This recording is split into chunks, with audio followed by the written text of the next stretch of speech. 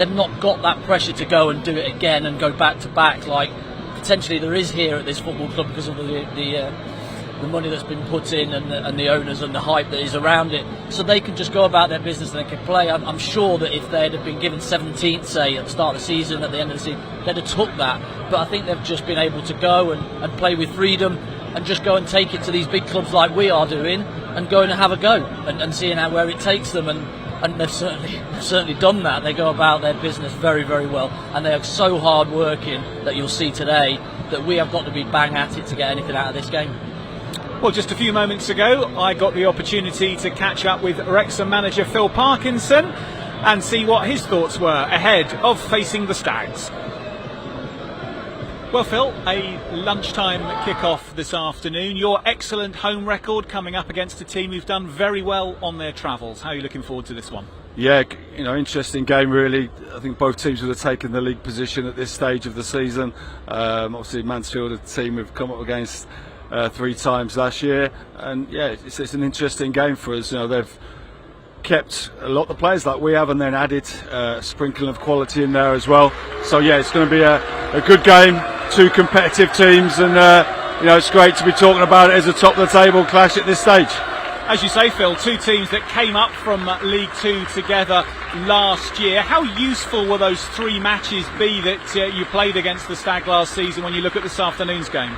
Yeah, I mean, last season they played at Diamond, and I felt as the season went, the games against them went on, we got better at playing against it. First 45 at their place on a Tuesday night, I thought they were very good and we hung in there. But since then they've changed to 3 at the back, similar to ourselves. So it's 2 teams with similar systems, so there's a lot of matchups all over the pitch. It's a bit similar to the Huddersfield game in a way, who can come out on top in those individual battles. Talk us through your team this afternoon, Phil. Yeah, Max comes in with Scary. Obviously Max played last week. Scary comes back in, same back 3 which played against Charlton, which I thought did so well. Really tough on Owen O'Connell because he was probably one of our best players last week. Barney and Jimmy comes back in. I thought it was the chance to give Jim a little bit of a breather last week, even though he's a supreme athlete. It was nice to see freshness back in his legs this week on the training pitch. And Elliot comes back in with Dobbo and Andy, and I think that midfield 3 has done well, certainly in the home games, and Ollie and Moles at the top of the pitch. You spoke of your disappointment of Harrogate, Phil, and lacking conviction, in your words, around the box. Has that been a particular area of focus in training this week? Yeah, I think when you analyse the performance, you're not going to create as many chances as we did, and it's very rare to create as many chances as we did and not get a goal for us over the years. And sometimes it's a combination of we can do better, but things didn't quite fall for us as well. And you get games like that, and there's no positives for us going out the cup. We wanted to progress in it, but we've got to put that game to one side, and we kind of went back a step to the Charlton game and looked at some of the stuff from that game we did and what we needed to reproduce today, because I think a lot of that game and a lot of the way Mansfield played to Charlton, certainly in the second half when Charlton's flipped to a back 3, is transferable to today's game. Just finally, Phil, Nigel Clough up against you in the dugout today. The 2 of you in the top 10 longest serving managers now in the EFL and the Premier League. You going to have a chance to have a cup of tea with Nigel afterwards? Yeah, listen, we've known Nigel for a lot of years in terms of coming up against him. I think Steve's known him even longer than I have. And yeah, it's always competitive on the touchline and on the pitch, as you'd expect, because both staffs want to win. But we'll always catch up for a chat afterwards. All the very best today, Phil. Thank you.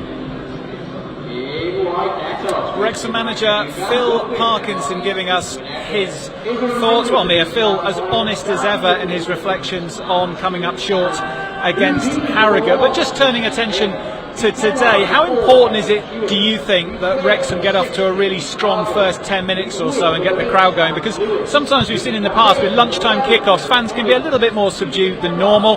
We can see there's 1,300 Mansfield fans in here, but Wrexham need their fans in good voice quickly. Yeah, I think 12:30 kickoffs. There'll be some people in here today who won't long have woken up, so we'll still have that sort of morning voice. I actually got up early this morning. Good on you. But no, I think it is very important that we start well. I thought we started well at Harrogate last week, and sadly couldn't capitalise on that. But that early start really lifts this place, and once you do that, it's really hard for an opposition team to sort of fight back against that. So if we do that today, I think we'll be successful. Well, the last time out in the league, Wrexham made the trip to South London. It was a game that they played so well in for so long, but ultimately at the end had to settle for a point. Let's remind ourselves of what happened last time out in the league in the trip to the Valley. That will be O'Connor to whip it in. It's flat to the near post, goes across the face, and it's in! Did McLean get the touch on that, or was it an own goal? Wrexham don't care too much. It was vicious delivery by O'Connor, just over the defenders at the near post. There was a delay from the Wrexham fans and me, because just for a second you thought, where's that gone? Has it gone wide? But fair play. Nobody really celebrated, did they? It was weird. But it's gone really low, very similar to the one Charlton had at the other end. Put it in really low, and normally your front man is the one that heads it out, and it just deceives everybody. I think it gets the touch off one of the opposition players in there. Yeah. Can't quite see who it is, so it's an own goal, but who cares? Great delivery in, have to defend it, can't leave it. His job, McConquelin goes body to it. Rathbone got good contact now, the ball back into the box, headed towards goal and in! It's a peculiar goal by Gillespie, a looping header, getting up above O'Connor and Scar, and just looped it. Okonkwo had no chance. It's a strange equaliser, but then Wrexham's goal was a bit peculiar too, and we're level again. McLean inside, here's Dobson driving forwards. Cannon's made a great run, and Dobson's found him in the box, squares it, Mullen, great tackle, Cannon! Scores! Great work, Cannon, within a minute of coming on, puts the ball through the keeper's legs from close range. The Wrexham fans are going insane behind that goal, but it was a great movement, lovely ball by Dobson. Great defending to deny Mullen a finish, but Campbell followed it in, 6 yards out, cool finish through the keeper. Kieran Durkin tribute finish, and Wrexham take the lead. Well, it just opens up for him. Dobson steps in, and for some reason the left side centre half, Edwards, he stays inside. You would think this is it, as Taylor sweeps it into the far post, nodded towards goal, blocked, big shout for handball, and it's deflected wide, and the ref's given a penalty. Controversial. McLean got a shove in the chest from Mitchell as well. And the penalty's given. Okonkwo bouncing up and down, trying to put him off, and Godden drills it into the roof of the net, and Charlton rescue a point for themselves in a dramatic match. Heartbreak at the end then for Wrexham in South London last time out in the league, but a very strong performance throughout that game. Mia, I see this week that Phil Parkinson's been in conversation with the head of the referees in the EFL and has had an apology for the decision that was given against Max Cleworth at the end. Will that be any consolation to him now? No, in all honesty, I don't think so. I mean, the decision's given and you end up losing 2 points from it, so, you sort of just have to take it as it is and move on to the next game. But from that game, I thought it was probably one of our strongest away performances so far this season. I thought we were really good, particularly in that second half. We came out really well, and it's just one of those you look back on now, and it is sort of 2 points drop because of that position you find yourself in, 2-1 up with very little time to go, and then obviously the manner of defeat in which it was with the penalty that some people have obviously said has been a bit controversial, but looking at performance-wise, I thought the levels were very good. I thought defensively we set in, and our shape was exceptional really, and the goals we scored as well were of good quality, that Andy Cannon one in particular. But they can take a lot away from it. I know there was a lot of disappointment, but the sort of reaction still has to come off that one. I know the reaction wasn't there at Harrogate last week, but the performance levels Phil Parkinson would have been very happy with, and on another day you leave the Valley with 3 points. Yeah, absolutely. Well, it is of course Remembrance weekend this weekend, and just over my shoulder you might be able to see on the top of the Mould Road stand there some Royal Marines in true Wrexham style. The delivery of the match ball today on Remembrance weekend will be delivered by Abseil, by some Royal Marines off the top of the Mould Road stand, and we'll hopefully bring you that as we move very close to kick-off this afternoon. We also have some of the crew from HMS Dragon with us here today as special guests, one of the Royal Naval warships. Great to have them with us at the Stoke Hyras this afternoon. Another newcomer to these parts in recent weeks has been Matty James. He came in just a few weeks ago, having previously been at Bristol City and prior to that in the Premier League with Leicester City. And I had the chance to catch up with our new midfielder a couple of days ago. Matty, you've been at Wrexham for a few weeks now. What have been some of your early reflections having arrived at the club? I think just how welcoming everybody's been. You know, the boys, the staff, you know, everybody at the football club's kind of welcomed me and kind of made me feel, you know, right at home and part of it. You know, I've really enjoyed it, just being back in the rhythm of training and, you know, in a first team environment. And yeah, like I said, I feel like I've settled in really well. You've come up, of course, to the club from a championship side in Bristol City. You captained the team last year, you were a regular in the team, you had over 100 appearances there.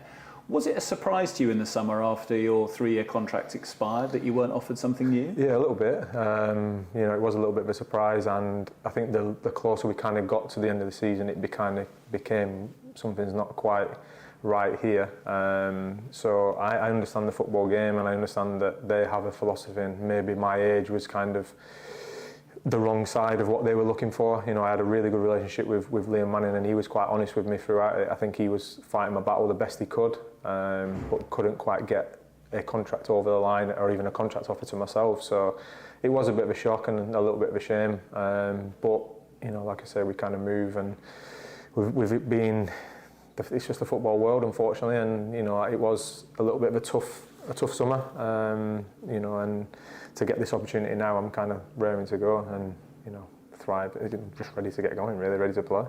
And as a footballer, Matty, who's known professional life for over a decade before that point of release, how do you then go about planning your summer and being ready for a call like the one you've had from Wrexham? Yeah, I think at first when I kind of got the feeling that Bristol wasn't there, and then I got told that, you know, I wasn't going to be offered a contract, I think at that point I was quite relaxed about it because of my past kind of 3 seasons at Bristol City and the amount of games that I did play. So there was things that were happening and plates were spinning, so I thought that something would come.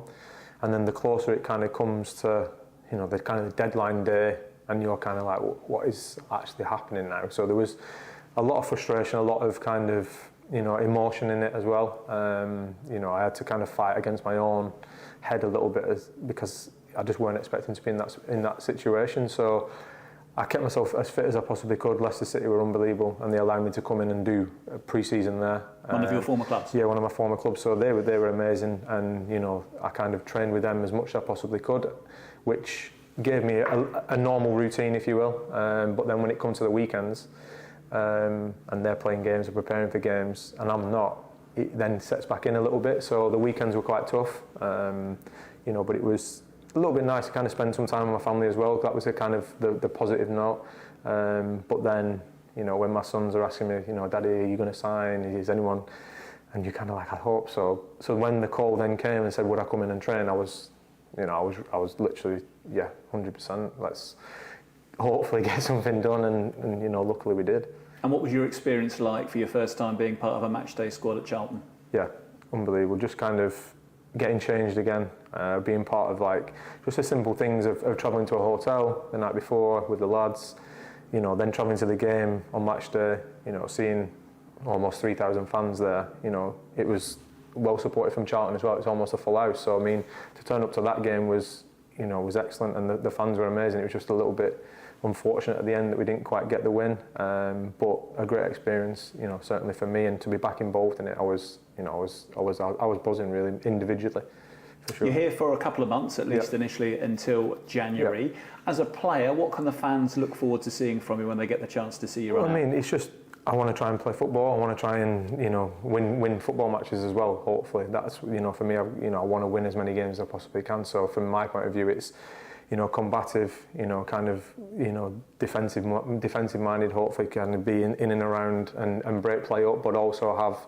passes forward, you know, kind of bring other players into play, you know, and kind of smooth things out, and just make sure that, you know, try and read the game the best I can to allow us to be, you know, a really attacking threat, really.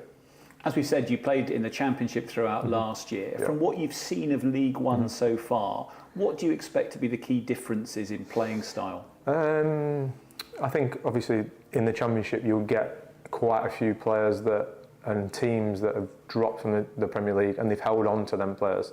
A lot of them teams are still in the Championship now, so like the budgets and the players that are there, sometimes that maybe the passes through all the thirds, you know, a lot of possession. Some of the teams hold possession, and you have to be a little bit more, you know, resilient in that sense. And I think from what I've seen, you know, certainly from League One, the teams they're getting after each other, and it's very, very aggressive. You know, certainly the games that I've had, Charlton, Huddersfield, and even the FA Cup game there, the combative, you know, the fast, you know, it's intense, and I think that that's probably one of the biggest differences. There doesn't seem to be any kind of standoff of what I've seen yet. There may be as it goes on, but I think the more aggressive and on the front foot you are, if you can win the ball higher up, you know, which, you know, Wrexham are kind of renowned for as well, and then, you know, getting crosses into the box and things like that, and being aggressive and finishing the chances, I think that's probably one of the biggest differences. Mansfield at home this Saturday, third against fourth. Mansfield manager Nigel Clough has actually been quite public in saying we're exceeding our expectations so far this season. You know, we didn't expect to do this well in a nutshell so far. Take me into the dressing room of a club who've got that kind of mentality. Does that make players almost have a bit of imposter syndrome that we're overachieving, or does it build a level of confidence that people actually go, well, do you know what? We don't fear anyone. Yeah, I think that's probably it there. I think that the fact that if they do feel that is how they're doing and they are overachieving a little bit, I think it almost becomes like, well, you know, we're not expected to be in this position, so we'll now play third in the league, and, you know, we'll show respect but not too much, and, you know, we'll go out there and we'll try and win the game, and they may be that little bit more relaxed to try things or to do things that they wouldn't normally do. But I think, is that also something that, you know, you can then rest on your laurels a little bit and think, oh, we shouldn't be here, and then, you know, you kind of take your foot off the gas a little bit. So I think you've got to be wary of them situations, them kind of comments. Certainly for us going into the weekend, I think we just focus on how we play, how we want to kind of beat Mansfield, and, you know, hopefully we can do that. And finally, Matty, this will be your first experience of the Stoke Kyrats, and hopefully potentially your first chance to run out in front of new home fans. And, you know, I'm really looking forward to it. You know, a lot's kind of been said about the home support and how the players certainly feel when they play here, and they feel like they can beat anybody. You know, and I think for me to be involved in, like I said to you, to be involved in football again, and to be here hopefully on Saturday, and, you know, fingers crossed I make my debut, I'm looking forward to it. New Wrexham midfielder Matty James giving me his thoughts a couple of days ago. Andy Matty's come in with a great pedigree. He's played in the Premier League for Leicester City. He's 33 years old, so he's got a lot of experience, but still a lot of running in his legs. What's he going to bring to the squad? Well, what a fantastic, well-spoken guy he is there. Absolutely. Speaks very, very well. He's going to bring a wealth of experience from leagues above. He's definitely been brought in to cover George Evans' his position. And I think that Dobson is on 4 yellows. He's got 6 more games to get through till that extends to 10. It's more than likely going to happen that he's going to have a suspension at some point. It'll probably be after this game, to be fair. But he will then get an opportunity to play, and when that phone call came for him, I bet he was absolutely over the moon to just get in somewhere, get training again, and then it's up to him now. You know, what I've heard from Bristol City was that he was very, very good last year, and how he's not got a club I do not know. Maybe this is the one for him. Matty James not in the 18 today, so he's going to have to wait a little bit longer to get his chance. Don't forget, you can get in touch with us on Matchday Live throughout the afternoon. Hashtag WXMMDL. You can see it in the top right-hand corner of the screen. We'd love to hear your thoughts, your questions. We will, of course, be back here on YouTube at half-time and full-time with analysis and reaction. You'll be pleased to see, to my right, that the Marines Commando safely came down with the match ball off the Mould Road stand. That has been delivered in readiness for kick-off. But before we get to that point, let's have a final reflection on Wrexham's very short time in the FA Cup this year, with the highlights from our trip to Harrogate. Callan slipping it forward for Rathbone. This is Mullin able to dig out the shot. Good save from Belshaw, down really smartly. Still the danger though, back in for Palmer. Over the top this time. Duke McKenna with the corner, met by Muldoon, and Harrogate Town ahead. Some story. Jack Muldoon with the goal. Taken really smartly. Reacted quickly, perfectly placed. Big challenge here for those in red in the second period. Going in pursuit of parity. That's a good ball though that finds Barnett in space, and he can't quite keep the shot down. The creator in chief in this side, but Ryan Barnett still without a goal. And it goes awkwardly. Palmer back in his own box. And Mullin reacted well to potentially here spark the counter-attack led by Barnett. Support either side. This is Dobson. And George Dobson denied by Belshaw. Kept it out with his legs. Barnett trying to provide the service as he often does, and he did this time for James McLean. This is Lee. McLean. Threatening ball in, straight up in the air really from Dooley. Still the danger. Cannon to Bodvarsson. Cannon. Familiar pattern of play this. James McLean on the right foot delivers it this time, helped on by Lee. Fall flinging himself at it, but it's not going to count. The offside flag is up and the goal disallowed.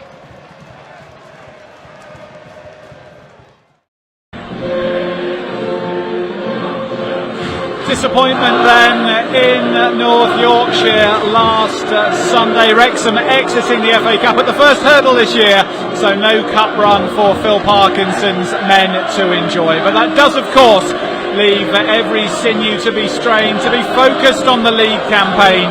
And this afternoon's tussle with 5th place Mansfield will be about as tough as it's been for Wrexham at home this season. Nigel Clough's team arriving in excellent away form. If you haven't sorted out your pass to watch or listen to this game, please head to www.wrexhamafc.co.uk/live. Follow the links to connect with iFollow. We'll be back here on YouTube at half-time with analysis and to catch up with head of women's football Gemma Owen, and we'll be back again on YouTube at full-time for all the post-match reaction. Keep in touch with us, #WXMMDL. But before this game starts, we will have a minute's silence for remembrance and the laying of wreaths. We will see you back here on YouTube at half-time.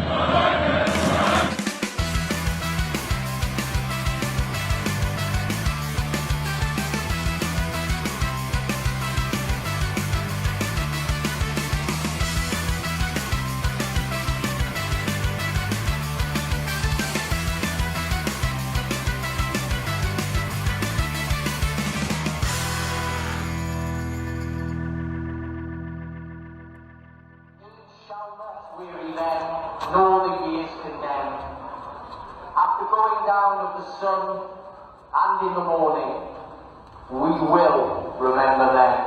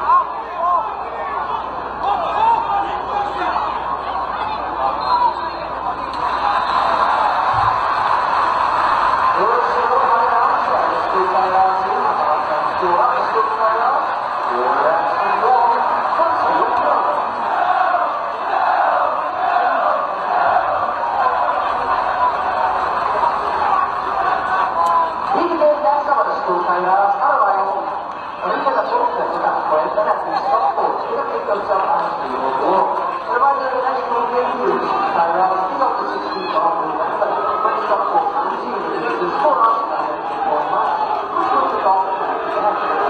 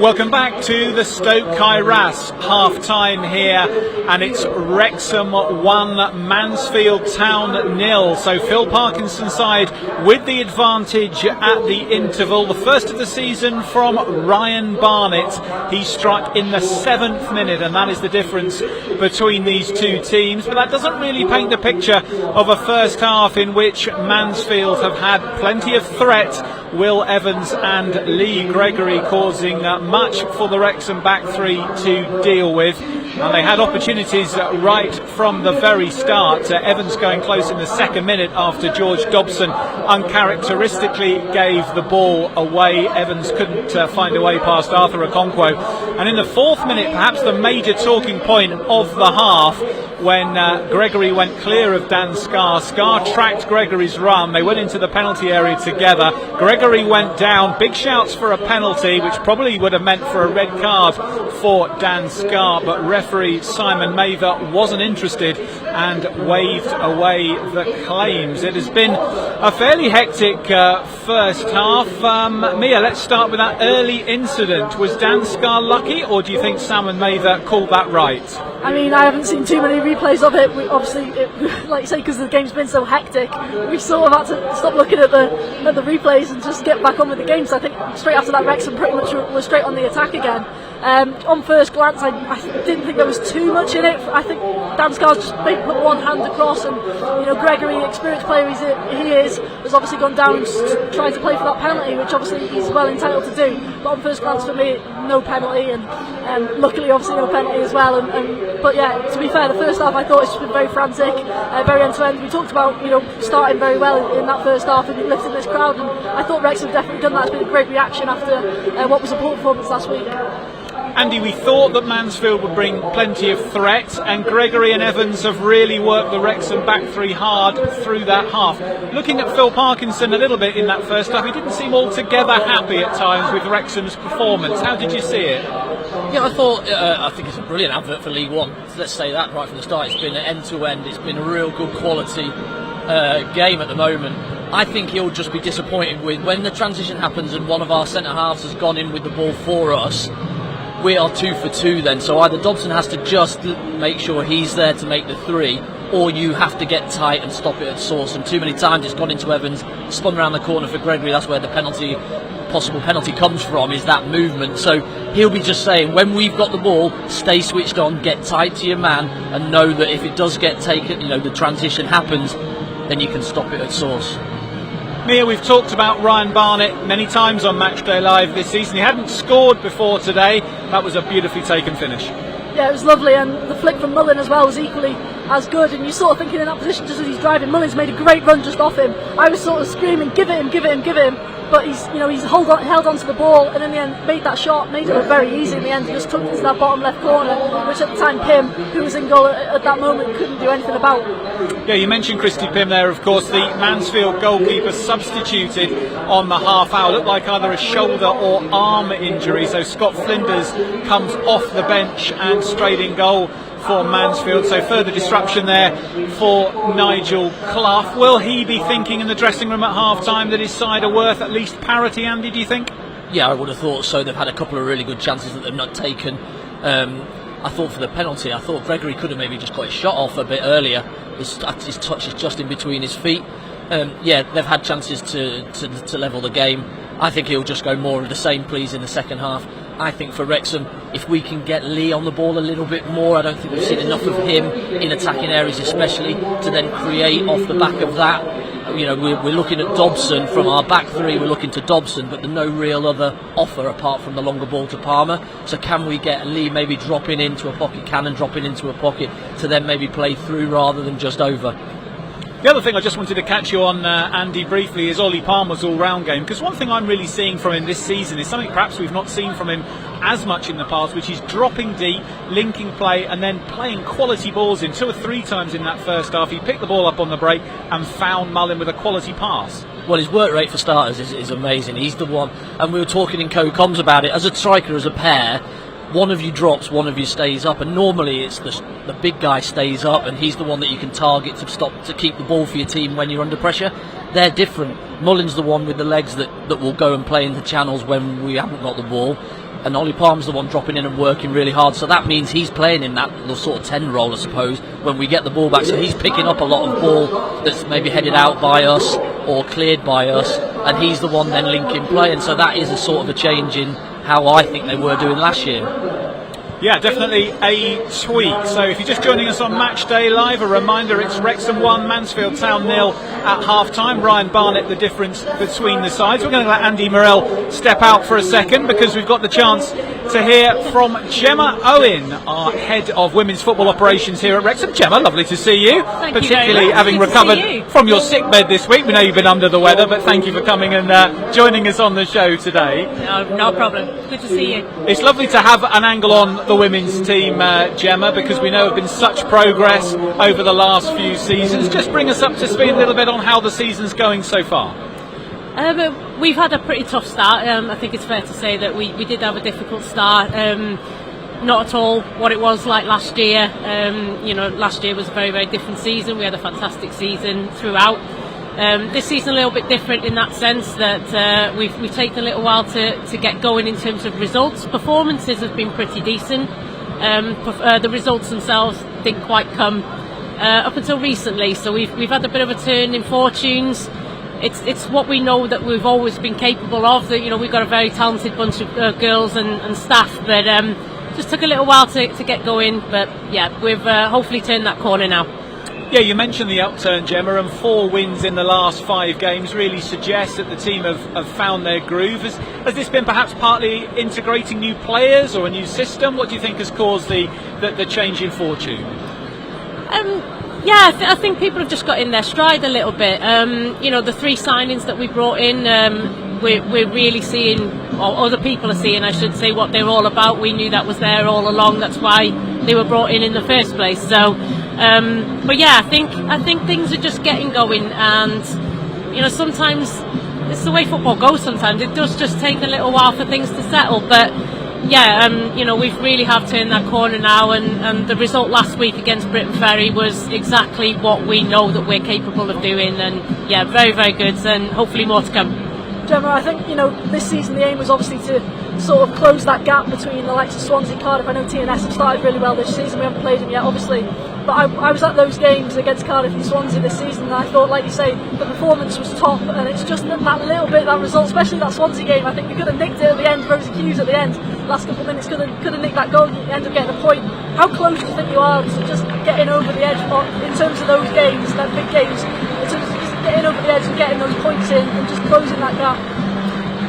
I think we're closer than ever, if I'm honest. As I said, I know the results weren't quite there at the beginning of the season, but the performances were, and again, we're just not a million miles off, and I think we've closed the gap.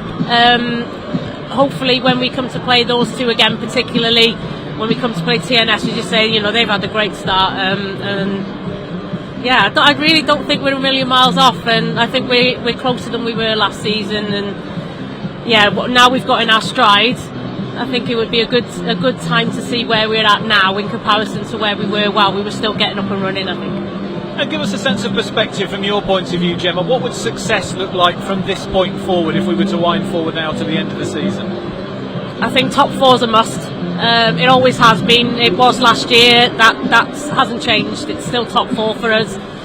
We originally, before we started the season, we wanted top two. That was the ultimate aim. Maybe we can do that, and I don't think we should write ourselves off. I don't think anybody else should write us off, particularly with the drive and determination that this group of players and staff have got. So I'd still say top four minimum, and then we'll see where we can kick on from there. And a cup trip tomorrow down to South Wales to Cwmbran. What are you expecting as a challenge from them?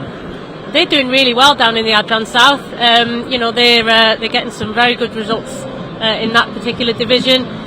As we know, we've been there ourselves and caused a few upsets, and teams in Tier 2 have caused some upsets themselves with Adran Prem teams. So yeah, you just never know. You never know. I mean, we all know what cup competitions are like, don't we? And you never know. But I like to think that we've got enough quality to see that game through. But you can't take anything for granted.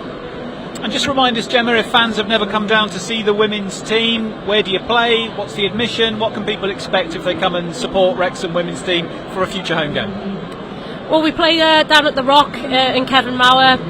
Admissions £3 for adults, £1 for children, under 16s. A fantastic value for money, because you do get a very, very good quality product on the pitch. Lots of families there, a very family orientated atmosphere. But equally, you've got 11 women certainly on the Wrexham side, 22 in total who are just absolutely determined with what they're doing. And football's football in my eyes at the end of the day, and you get a fantastic game and a fantastic afternoon out if you do come down and watch us. And we as a group of staff and players are extremely grateful to everyone that comes out and watches us, and hopefully we'll continue to grow on those attendances game by game, season by season. But we want to go out there and perform for everybody that makes the time to come and watch us, and I'd like to think we do that regardless. So yeah, it's the Wrexham way, isn't it? Absolutely. Awesome. Well, Gemma, thank you so much for coming and joining us. We wish you all the very best against Cwmbran tomorrow, and hopefully you'll come and have a chat to us again at Matchday Live later this season. Keep us updated on progress, and hopefully the sign of things to come from the recent upturning form. Thank you very much. Thank you. Gemma Owen there, our head of women's football operations here at Wrexham, giving us an update on the women's team's progress so far this season. The men's this afternoon, of course, leading Mansfield Town by 1-0. We'll be back here on YouTube at full time to see if Phil Parkinson's side can hang on to that lead. We'll be hearing from the manager and one of the Wrexham players as ever on Matchday Live. Keep your questions, thoughts and comments coming into us using the hashtag WXMMDL. We'll see you back here on YouTube at full time. Bye for now.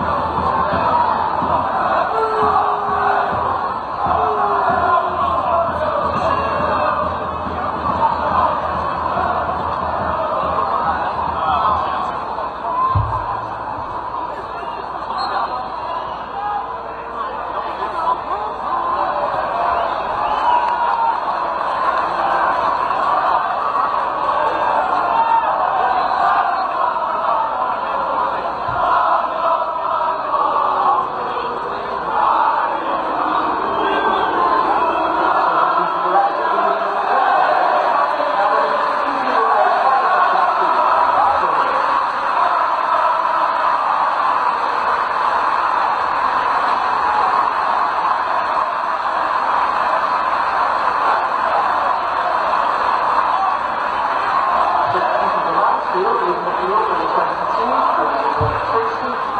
Keeping the first time from the second position.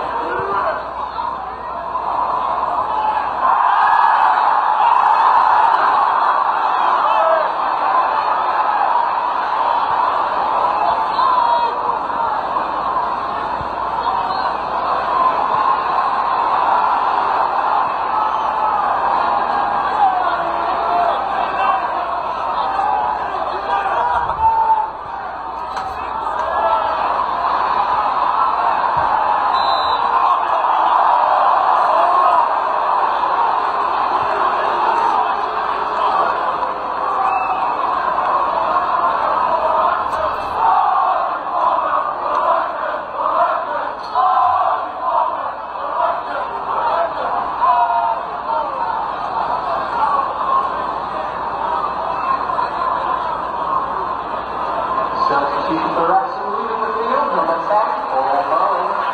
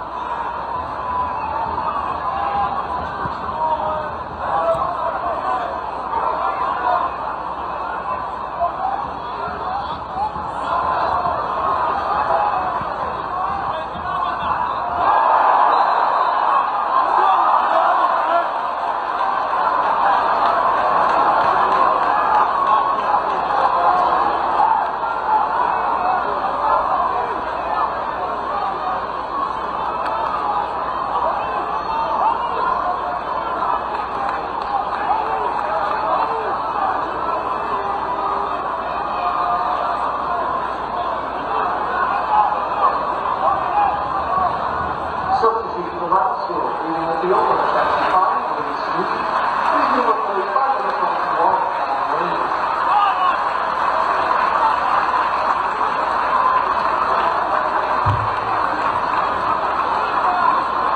And leaving the field on the 4 and Hewitt, he's replaced by the 9 Bowery.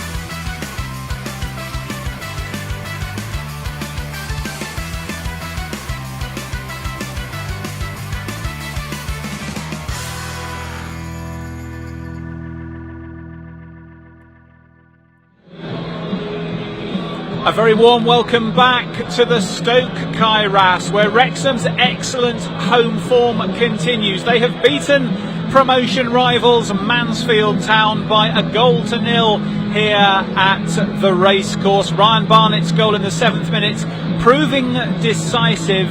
Wrexham having the better of quite a lot of the second half, with Palmer and Mullin both going close. The second goal wouldn't come though for Wrexham, which very much kept Mansfield interested in this game, and they hit the bar twice in the final quarter through Lee Gregory and substitute Ben Waine. But in the end, a very tough fought battle, with Mansfield throwing plenty of punches, particularly in the first half. But Phil Parkinson's side have got into a rhythm of winning matches here at the Stoke Kairas, and another one is notched safely off. 28 points now from 14 games, and Wrexham go within a point of joint leaders Wycombe Wanderers and Birmingham City, with both of those sides in action at 3 o'clock this afternoon. Andy Morell and Mia Roberts have been on commentary with Mark Griffiths this afternoon. Andy, let me start with you. A game Wrexham deserved to win?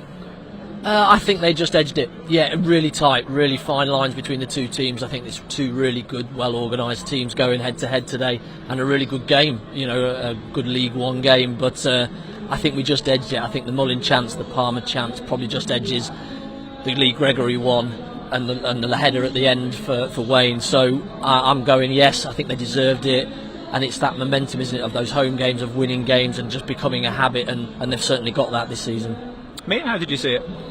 Yeah, I'd probably just echo what Andy said. I think for me, you know, that final whistle goes and it feels like a massive win against the team who, you know, could have gone above us today if they get points. So it feels very big, and I think, you know, obviously a couple of weeks ago at Charlton we're criticised for that game management, not you know, being able to finish games and get those 3 points. But today we've done that with a longer period of time as well to have to do that. And I think defensively we look very strong. But also going forward, I thought, you know, we look very good. I think Paul Mullin again getting in those opportunities, just not quite finding that goal as of yet, but it's coming. You can sort of feel it. So a lot of positives to take away from today. I'm sure Phil Parkinson will be delighted. I felt, Mia, that Wrexham's best patch of the game was probably the first 15 minutes of the second half, when I got the impression there might have been some fairly strong words from Phil at half time.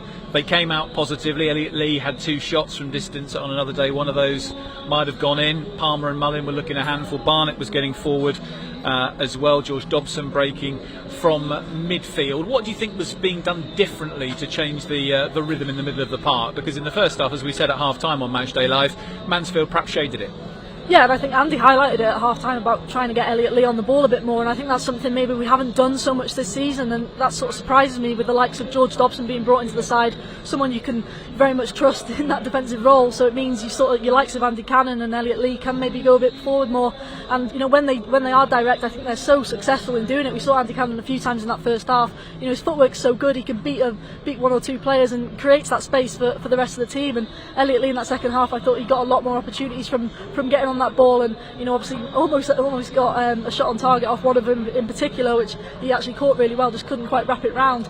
But yeah, I think, you know, the message from Phil Parkinson would have been, let's try and get them 2 on the ball a bit more, let's also be a bit more composed, let's not force that ball over the top, which we did a few times. But I thought George Dobson again today was exceptional. I think he's been such a good signing and made such a good impact so far this season.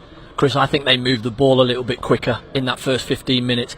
Mullin and Palmer playing a little bit closer together, but moving the ball quicker enables the boys, the 2 attacking midfielders, to just get on the ball in the right areas and be able to then go and do their thing and create. And I just thought that they were really on the front foot. They got a lot of second balls, but they just moved the ball a little bit quicker to create the spaces for themselves. Managerially though, Andy, I'm guessing Phil Parkinson was sitting there thinking, as the chances came and went, is this going to come back and hurt us? Because as we saw, Mansfield had a couple of late opportunities. That could suddenly have been a couple of points dropped, with that second goal proving elusive. Is that going to worry him at all? No, I don't think so, because I think you know that Mansfield are going to get chances in the game at some point. They're going to have a spell, and they did that. They'd certainly turned that first 15 minutes to themselves then, and were able to get at us. And obviously the chance for Gregory, which hits the crossbar, we got away with one a little bit there. But we're going to create chances at the other end as well, so you have to take it. He'll be just absolutely delighted. Clean sheet, 3 points at home against a title rival. how much better does it get for a Saturday morning or Saturday lunchtime, should we say? Mia, we've talked about Ryan Barnett, but usually in a sense of his attacking quality. But about 10 minutes from time today, we saw his defensive quality really come to the fore, because Mansfield had an opportunity. Potentially, it looked like it's going to be Aaron Lewis one-on-one with Arthur Okonkwo, but for Barnett getting a sliding tackle in at just the right time. If he can bring that element as well to his game, then really you've got the complete footballer. Absolutely, it was a great bit of play from him defensively. I think he's stayed alive to that chance. So many times you see it in football where defenders switch off when they think the keeper's made that save, but he's been alert to it. He knows Arthur might spill it just in that dangerous position where the strikers tend to be more alive than defenders, and he gets that touch and puts it out for a corner, and without that I think that's a definite goal. We talked about Paul Mullin briefly, Andy, there. He's getting opportunities. Perhaps the best one he had today was when he went clear. It looked like Scott Flinders got a touch on Mullin's shot and pushed it round the post. Is that going to concern him at all that he's not got that goal, or is this more about getting into the right opportunities and getting in the right positions? It is about keeping going and getting in those right positions, but as a striker you're just desperate to score, and he is in that position where he wants that goal. It's just not falling for him quite at the moment, and whether he got a touch on it or not, it's just going the wrong side of the post at the moment. But if you keep getting in those situations and keep making those runs, at some point it will happen. It will come off your backside, it will come off whatever, and he'll be off and running. He did it exactly the same last year with the penalty at Forest Green, and he'll just come good. He's got goals in him, and you've seen that from the couple of chances he's had today. Well, I can see that Phil Parkinson is looming. We've got a chance to bring Phil into discussions. Mia's going to pass her mic. Phil, thank you so much for coming to join us so quickly as ever. How did you see that today?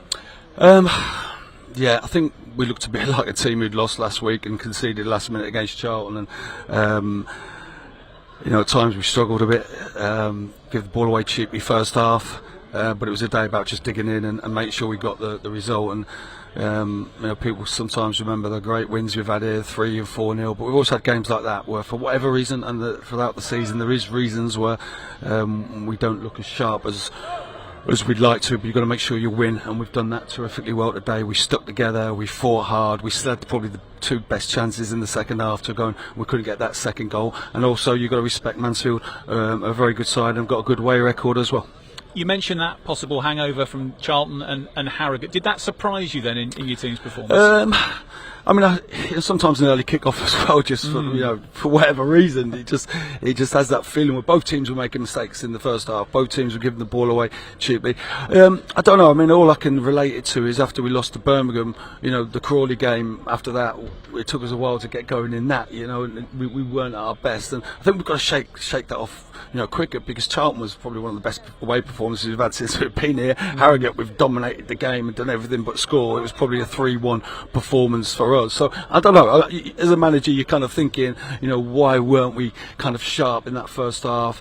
It was almost there was so much space to play, but we kind of got lulled into that and played a bit slow at times. When we speeded the game up, we got in some great positions. We scored an outstanding goal from Barney, and like I said, we had chances to extend the league, but we'll take the 1-0 today, and it's great to get back to winning ways, but continuing our run in the league, which has been brilliant since the Stevenage game.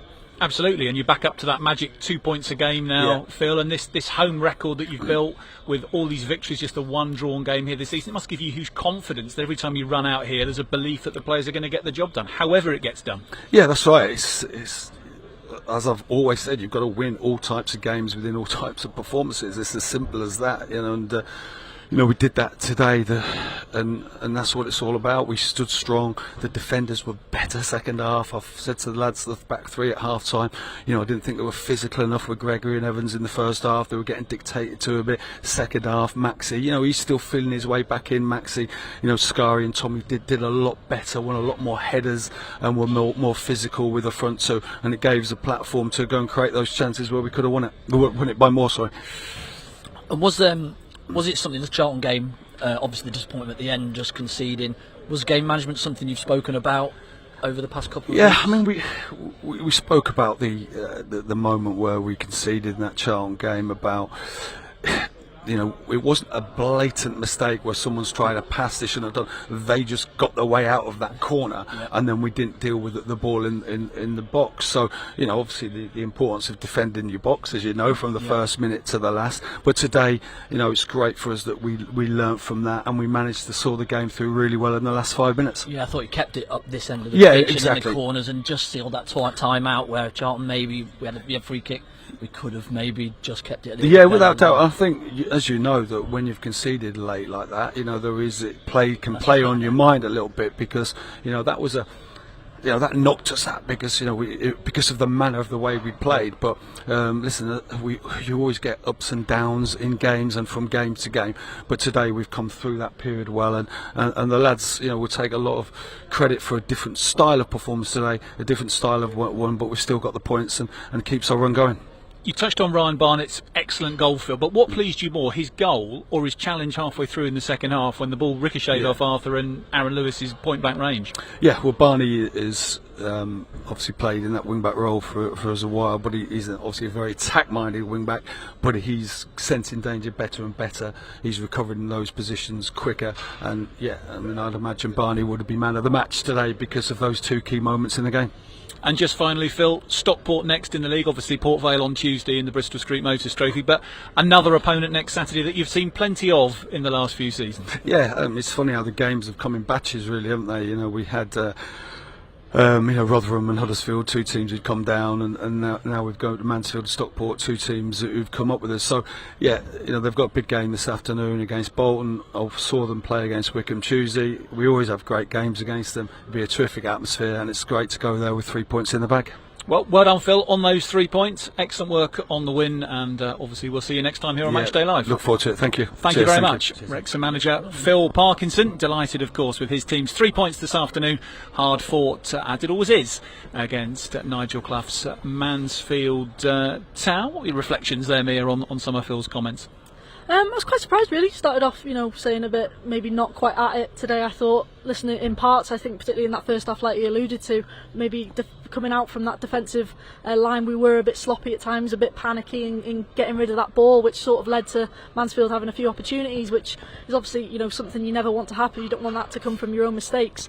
But overall he'll obviously be delighted with 3 points in a clean sheet against a top side, and especially to get that done as the early kick-off. It means now you can sort of sit back for the rest of the weekend, and obviously we've got that game Tuesday like you said, but it gives us a great platform now to build off and go on to Stockport away next week. I was surprised him saying that he wasn't too impressed with the performance, because I thought, yes, he alluded to there's different ways to win a game, but I thought we were quite good at times with the ball, and we moved it quite quickly. But standards, isn't it? You've got to meet those standards that he's used to, especially at home, and he's just alluding to let's not get carried away, I suppose. To people, the players will listen to interviews and listen to what he's got to say, and they'll go, right, we've got to go again. We can't rest. This isn't like a cup final. It's just another point, and we go again, and we've got to go again next week. And of course, this afternoon playing early does put the pressure on the other teams if you can get that win, which Wrexham have done. We'll have a little look at the other fixtures this afternoon. Birmingham at home to Northampton, which is a game that on paper you would expect them probably to win. Other games around the league today, which we will look at in just a moment. But if you've got the points on the board early on, it is a bit of a statement that you can make, and it ensures, of course, that the momentum is wrestled back again, because people will be saying, well, they've drawn against Huddersfield, drawn against Charlton, lost the cup tie. Are people starting to work Wrexham out a bit? Is it going to kind of be a bit of a tough run now? I think it was really important that this game was won today. Well, we were speaking before the game, weren't we, about we were a little bit nervous about it for the first time at home. We weren't certain whether Wrexham were going to win the game. We're very confident that coming here that Wrexham were going to get 3 points because of the way that they have done over the last couple of years, but I think that they went about their business well. They dug in, they dug deep, they defended when they had to defend. Yes, they were not amazing, I suppose, with the ball at times, but you've still got to win the game of football, and they certainly did that. OK, well, we talked about the forthcoming fixtures. We can see those now on screen for this afternoon, the two early games today. Burton Albion have got a first win of the season, beating Shrewsbury by 1-0. That is now a full-time result. I can confirm that one. And here's the rest of the fixtures this afternoon. So Birmingham at home to Northampton, as we mentioned. High-flying Lincoln have a trip to the southwest to take on Bristol Rovers. Crawley against Huddersfield. Exeter against Charlton. Leyton Orient and Blackpool. Peterborough face Cambridge United. Stevenage up against ever-improving Reading. Stockport County, who've been a bit up and down so far, are at home to Bolton Wanderers. And high-flying Wycombe, top of the table, face the trip north to Wigan Athletic. Mia, we were chatting, weren't we, in midweek, that when we saw Wrexham beating Wycombe on the opening day of the season, we probably didn't expect to be stood here in November with Wycombe top of the tree. No, definitely not. I think, fair play to them. I think they've obviously, we spoke about them in that first game of the season, about the recruitment they'd made, the players they'd brought in, and I think that was the perfect time to play them at the first game of the season, when maybe, some of the players hadn't quite gelled. And now you've seen it. I mean, look at that midweek result against Stockport. Yeah, 5-0 away win. What a statement. It's exactly that. It's some statement. And obviously top of the league now, you fancy them to win again today and extend that lead. So, yeah, they're flying at the moment. Definitely a good time to play them, but obviously interesting to see how Stockport get on today as well. I think you're obviously playing them next in the league. They'll be desperate to sort of make amends for that result midweek. So really interesting. It's so competitive. Great league to be a part of. Yeah, Wycombe are under the radar, aren't they? They're completely just gone from, everybody's looking around at Birmingham and how well they're doing and the multi-millions that they've spent and stuff, and Wycombe have just gone bang, there's 5 wins on the spin and top of the league. And these teams, it can happen, and the ones that have got no pressure on them can go out and play with the freedom that other teams can't because of the pressures. And so yeah, they're certainly one to look out for over the next sort of 5-6 games and see if they can keep that momentum going. Let's have a look then at the league table, and we can see there Wrexham's win consolidating third place in the table. Played 14, 8 wins and 4 draws, just the 2 defeats so far this season. 28 points as we approach a third of the way through the campaign, just a point behind Birmingham and Wycombe, as Andy was just mentioning there. But that is a league table where there's a lot of teams that are just starting to find their groove now. The likes of Bolton Wanderers, Barnsley, Huddersfield, Reading, perhaps some of the bigger teams in the league that were struggling in the early weeks a little, are now starting to find their groove. Alex Ferguson used to famously say, Andy, I don't look at the league table until Christmas. As a manager, when did you start looking at it? First week? Yeah, bang on. Yeah, where's everybody doing? How's everybody getting on? No, I think you can look after 10 games, can't you, and see where roughly people are going to be. But like you just said there, Chris, it's the teams that are expected to do well this season are just starting to grind out those wins now and just starting to move up slowly those tables. So, and it's so tight. There's like 5 points between like 10, 11, 12 teams in there. So I just think you've just got to worry about yourself. Don't look at that, really. You've got to just concentrate on going out performing, and whoever's put in front of you, just crack on and see if you can just get those 3 points on that day, because teams are going to get beat in this league. The way that it is, the strength of the league, teams are going to get beat. So as long as you can just get over them, those defeats, and move on and quickly, and then go about getting that next win again, I think that's the best way to look at it. Mia, next stop is on Tuesday night against Port Vale. About as much of a free hit as you could ever have in the world of free hits, I would suggest. Wrexham having already qualified in the Bristol Street Motors Trophy. This is just a battle really to see who gets a home tie in the next round. I'm not anticipating we'll probably see any of the first 11 who started today get a run out there, but perhaps the chance to see 1 or 2 of the new signings. Matty James perhaps might get his opportunity, and perhaps Jon Duthie Botharson might get a start maybe. Yeah, I hope to see them two in particular. I think definitely, and like you say, it is a free hit, but it's a good opportunity for those players maybe not get into the 11, or let alone even the squad. I think the sort of 15-man squad initially as well, and an opportunity for a bit of confidence to be gained as well. I think if the likes of Botharson can maybe get a goal, what that could give him then going forward into the league would be massive, and that's why you can't sort of undersell that competition, because it can bring a lot of benefits with it as well. We've seen Botharson come off the bench today, and he actually played with Ollie Palmer for the last part of the game. Could you see them playing as a combination together, or do you think it's going to be a choice between Botharson and Palmer, and Mullin will compete with other strikers, potentially Marriott, obviously, when he's fit again, although that's going to be some time off? Could you see the big front 2 men playing together? Yeah, I do, because I think Botharson's a little bit more mobile than Palmer. I think he can play probably both. He's probably able to adapt his game a little bit more than Palmer, and so I think think I can certainly see them playing, and they're both good sizes to, in that last 10 minutes, make a bit of a difference physically up top and in your own box as well. I thought the subs came on and made a difference today. I think they really lifted the group when things were going a little bit against them. I thought Ollie Rathbone was excellent in there. The second balls he got that was so important, the little nicks, the little challenges that he made to take the ball off the Mansfield team was really cute. And then Bob Varson just running about and making himself a nuisance, and he was able to just keep the ball a little bit longer for us and just wind that clock down and finally get the win. I thought it was interesting, Mia, that Phil said that Max Cleworth is still feeling his way back a little bit from injury. It didn't look to me today that he was anything other than the usual Max Cleworth. But again, I guess this is Phil's pursuit of excellence and his desire for the standards that players have reached previously to be ones that they're consistently hitting. No, I agree, and I think he was definitely challenged, particularly first half, by Gregory, who I thought was superb. But I wouldn't have put that down to maybe Max not being right at it. I would have put that down to Gregory's quality, because I think he's a top striker. But the second half, I don't really remember saying his name too much. I think Max really sort of marshalled him very well, and he's obviously still very young. Obviously, still coming off the back of that injury, like Phil alludes to, but. I'm quite surprised he has said that, like you, because I think if he's not right, maybe you put in maybe a Lewis Brunt who's maybe still, like, when he's had his opportunity, I think he's taken it very well. Yeah. So it's interesting, but if Max can still hit another level, then that's exciting at the same time. Yeah, and I think, Andy, as we go forward, we've said, of course, throughout the season on Matchday Live, squad depth is absolutely crucial, isn't it? And particularly when pitches get heavier, weather worsens, highly likely that the likes of Lewis Brunt will be called upon. Tom O'Connor's hardly missed a minute so far this season. We've seen 1 or 2 injuries, obviously, coming into the squad. Those will continue to be the case. So perhaps a little bit of a run in the Bristol Street Motors Trophy, particularly with no Carabao Cup or no FA Cup to get minutes in the legs of fringe players, could actually now be really quite something that Phil Parkinson is going to want to do. Yeah, absolutely. I think the top up of minutes for those lads just around it that are maybe just looking, going, well, I just need an opportunity.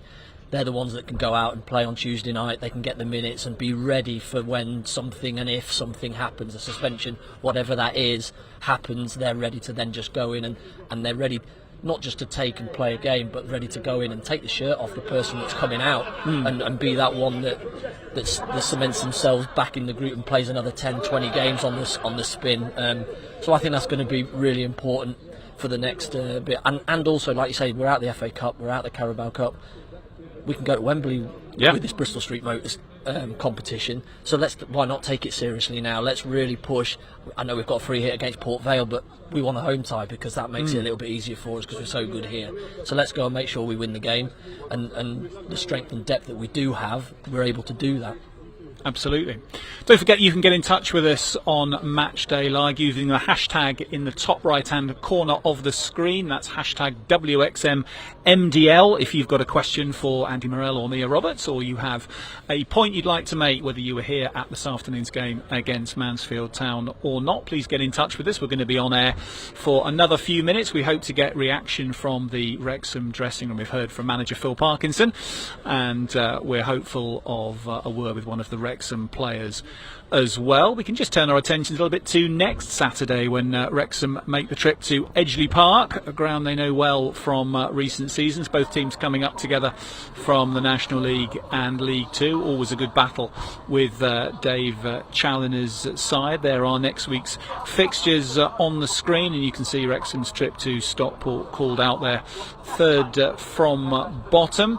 Birmingham City have another home game next weekend after being at home to Northampton this afternoon, so an opportunity there for them to continue to forge a path at the very top of the table. Looking at the bookmakers' odds, Mia, the bookies seem to have already decided Birmingham are going to win this league, and when you carry a lot of expectation on your back and a lot of money in the bank, that perhaps is the natural default, but I'm sure they're going to find, particularly as we go through the tough months of the winter, that this might be more of a grind than the bookmakers perhaps think it might be. Yeah, I think it's something Wrexham can, almost certainly relate to.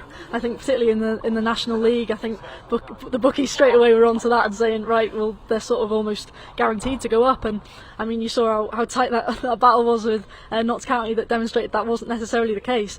Because it doesn't matter how much your squad costs or how good your players are, you've still got to go out every week and win those 3 points, and that's easier said than done. So I think they might have had a bit of a wake up call as well over the start of this season, where they've gone to a few places and maybe been challenged a bit more than they might have anticipated. I'm not too sure, but they've got a really good side, and I'd obviously be very surprised if they didn't get that automatic promotion and the title. But stranger things have happened. I mean, we see right now Wickham are sat top and they look very good, so it'll be interesting to see what happens. Andy? Yeah, I think Birmingham I would be lumping on because of the way that played against us. And when we went there, I thought they were exceptional. I thought they were miles better with the ball than what I've seen at this level. And so I'd expect them to go on and win the league. They've got strength in depth in all positions. Mir says there's funnier things have happened, but still the bookies don't get it wrong very often, do they? And so they're way massive favourites for this league. People often say that the Christmas fixtures, because there's so many in a short space of time, really kind of set the tone for the second half of the season. Do you think that gets overplayed at all, Andy? There are a lot of games, and so in quick succession you can get maybe 12 points over a week and a bit, and so that can make a big difference to the table when you come out the far end of it. So it is just, have you got enough players to get through those games when they come thick and fast? And if you do come through them with a bit of momentum and a bit and winning, say, getting 10 out of 12 points, your position in the table can give you a real lift for that grind of a run-in that you have when you get to sort of March, April time. Absolutely. Well, I can see that we have Max Cleworth ready to come and join us on Match Day Live, so Andy's going to pass him the microphone. Come on, Max, come and step into shot. We'd like to see you. You are. Trust us. You just in the hair? Do you want to have a look in the... Good to go, I think. Well, thank you for coming and joining us so quickly, Max. What was that one like to play in today?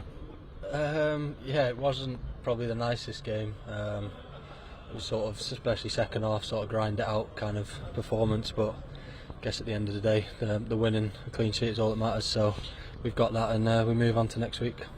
Just talk us through that point when you say it's not the nicest game. Was that more physical, or what was behind that thought? I don't think we were particularly at our best. I know we started quite well, but we sort of struggled to get, especially second half, sort of a foothold in it, and they sort of got a lot of momentum. But then when that happens, you have to show the other side of the game, and I think we did that quite well. Were there some strong messages in the dressing room at half-time from Phil and Steve Parkin? Yeah, I think, well, look, we'd started quite well, I thought, and especially first 20, 25, I thought we were playing well. They got back into it a little bit, had a couple of chances. So it was just to sort of get back to what we were doing, try and be a bit stronger, win them first duels and the second balls. And I think we did that better second half, but maybe, normally we would do it better. Ryan Barnett's first goal of the season, Max. Is that kind of finish something you've seen often on the training ground? Should I tell the truth? Yeah, please. Look, Barney's been unbelievable this year, so we know he has that finish in him. We saw it last year, especially the second goal he scored against Forest Green here.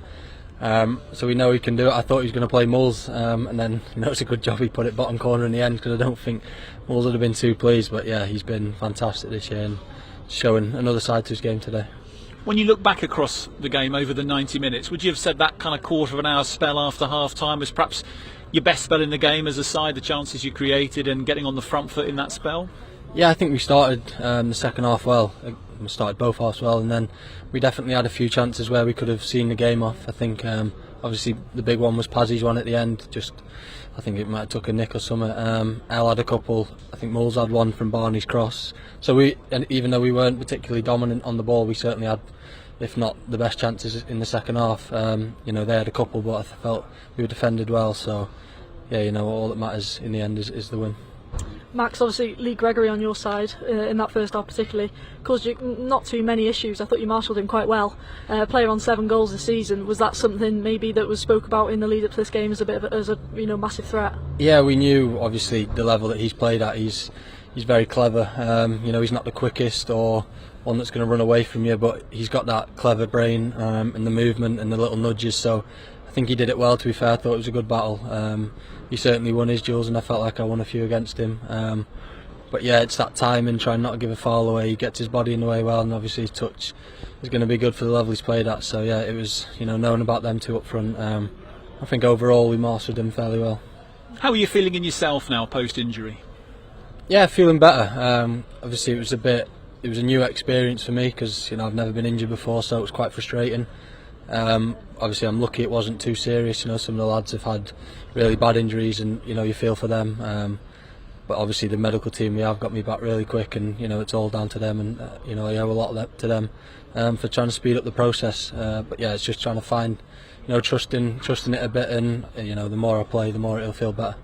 And when you reflect on the season so far, the 14 games plus the cup ties, as a side, do you feel you're getting ever better, or is it not as simple as that? Is it that form will kind of rise and fall a little bit game to game, and you don't kind of feel that there's that sort of graph line that's going upwards? Yeah, I think obviously in this league a lot of teams are close together, especially towards the top, so anyone on their day can sort of turn the other team over. But I think we have a steady consistency in our team and in our play. We have sort of a way we can rely on to play. If it is hard like today, we have a grittiness that I think holds you in good stead. So even if we're not at our best, which we know the levels we can reach, we can still drag out results. And when it's sort of not going our way, we're confident we can still compete with teams. Brilliant. Well, Max, thank you so much for coming to join us. No well worries. done on your performance today and the win, and all the best for Stockport on Saturday. Played them a few times. See you soon. See you in a bit. Max Cleworth, Is he not playing against Port Vale? No. I kind of thought you might get Tuesday night off, Max, but we haven't been told officially. We might see him, we might not. Port Vale on Tuesday then for Wrexham, Stockport on Saturday as the League One mission continues. Max, equally honest there, Mia, with us. Yeah, I think he knows, like we sort of echoed Phil Parkinson in that the performance maybe wasn't at the level they can get to and they expect, but they've done really well to grind out that result. And I think at the end of the day, that's what you've got to take away from it. The positives, that defensively they've kept a clean sheet, and they've sort of restricted Mansfield to not very many clear-cut opportunities, which is all you can ask for from your back line. And I think he's flying at the moment. It's great to see that injury wasn't a long-term one, and that he's got back in. It shows the level of commitment that he's set himself, and obviously, like he said, the skill level of the staff behind the scenes to get him back so quickly. Andy? What a great lad, isn't he? So down to earth, so wants to learn, wants to get better. Wrexham have got a real asset on their hands there. I think he looks bigger and stronger even than last season. I mean, his sort of physical conditioning, his development as a player, but also physically as well to cope with that. He looks to me like maybe he's put a little bit of weight on, muscle build presumably through the summer. Physically he looks that bit stronger now, I think, this season. Yeah, I think making the step up, I think that's something that they've obviously looked at last season. Where can we improve him? How can we help him? Because he's really good with the ball at his feet, isn't he? He can find passes. He's really comfortable. So how can we make him even better? Yeah, it's maybe his strength up against bigger strikers, and he's learned how to deal with people like Gregory. He's learning that all the time, and he's certainly then this season, like you say, he's made himself a bit stronger to be able to hold his ground a little bit more and win more headers for himself. It's not necessarily technique, it's holding the player in a position and reading the flight of the ball first, and he's done that really well this season. And I think if he continues on the pathway that he's going, which is learning all the time and wanting to learn, then he could go wherever he wants to, in my opinion. Well, he's sitting on 3 goals as well. I think that makes him Yeah. the third top goal scorer. So Always handy. He's missed a few games as well. So I think he shows he's added that to his game this year, which is fantastic to see. And like Andy said, he's such a great asset to this club. Andy, thank you very much today. We will see you in a fortnight for the home game against Exeter City. Mia, you're in action tomorrow. Cup tie for you for Llandudno. Who have you got? Yeah, Aberystwyth at home. So yeah, should be a tasty one. I'm hoping. I know Gemma Owen alluded to it at half time. Saying maybe some of the smaller teams can get a bit of a cup upset. So fingers crossed, we'll see. Fingers crossed for an upset for the Dudno tomorrow then. Thank you very much as well. So Wrexham came up against one of their well-known adversaries from the last couple of seasons this afternoon, but once again the Stoke Kairas proved a happy hunting ground for Phil Parkinson's side as the Stags were left to stagger home. From all of us here at the Stoke Kairas, we'll see you in a fortnight. Diolch am wylio. Good night.